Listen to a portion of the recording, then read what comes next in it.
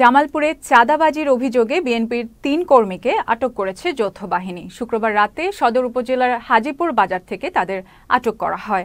জামালপুর থানার ভারপ্রাপ্ত কর্মকর্তা আবু ফয়সল মোহাম্মদ আতিক জানান, হাজীপুর বাজারের এক ব্যবসায়ীর কাছে চাঁদা দাবি করে বিএনপির ৩ কর্মী।